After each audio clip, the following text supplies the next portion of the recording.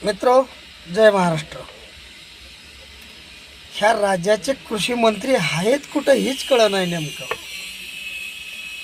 सरकार देवाभाऊचं आहे, सरकार देवाभाऊचं आहे हे सगळ्यांना माहिती आहे.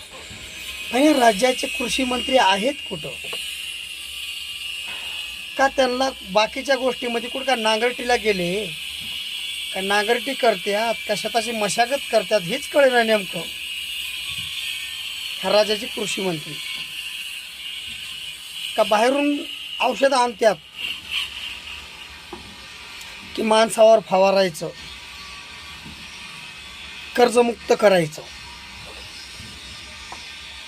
काय संशोधन लावतात औषधाचं? कुठे आहेत कृषी मंत्री? कुठे आहेत? त्यांना तर कधी न्यूजवर बघत नाही, ते आहेत कोण हे पण कळत नाही.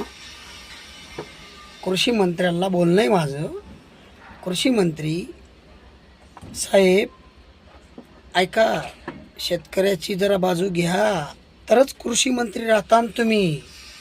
नाही तर शेतकरी हा खुळा नाही, शेतकरी खूप शिकलेला पण आहे, शेतकरी खूप मोठा पण आहे, आणि शेतकरी ही राजा आहे, राजा तर आहेच. आणि छत्रपती शिवाजी महाराज यांनी बोललेलं एक वाक्य लक्षात राहू द्या, शेतकरी हा कृषी प्रधान देशाचा राजा आहे. ह्या गोष्टीचं ध्यानात ठेवा आणि तुमच्या पद्धतीने तुम्ही कामं करा. विषय बोलण्याचा म्हणजे एकच आहे, मी सामान्य नागरिक आहे, मी काय मोठा माणूस नाही. बोलण्याची जेव्हा टाईम येतो ना तेव्हा आम्ही बोलत असतो. का? आम्ही थोडंफार शिकलेलो आहे.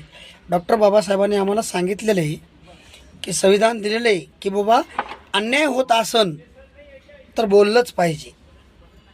अन्याय करणाऱ्यापेक्षा अन्याय सहन करणारा गुन्हेगार असतो, हे आम्हाला डॉक्टर बाबासाहेब आंबेडकरांनी सांगितलेले.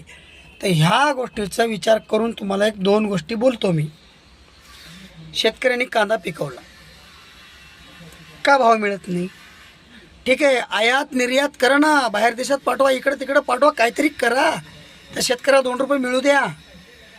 तुम्ही काहीच करत नाही, एसीमध्ये बसून निवांत राहता. शेतकरी तर 45 डिग्री सेल्सिअस आहे, शेतकऱ्याच्या अंगावर 45 डिग्री सेल्सिअस ऊन. विचार करा साहेब, विचार करा. जेव्हा शेतकरी गरम होतो ना, काय होतं ना माहिती आहे ना तुम्हाला? शेतकरी गरम झाल्यावर काय होतं हे माहिती आहे ना? लक्षात राहू द्या साहेब.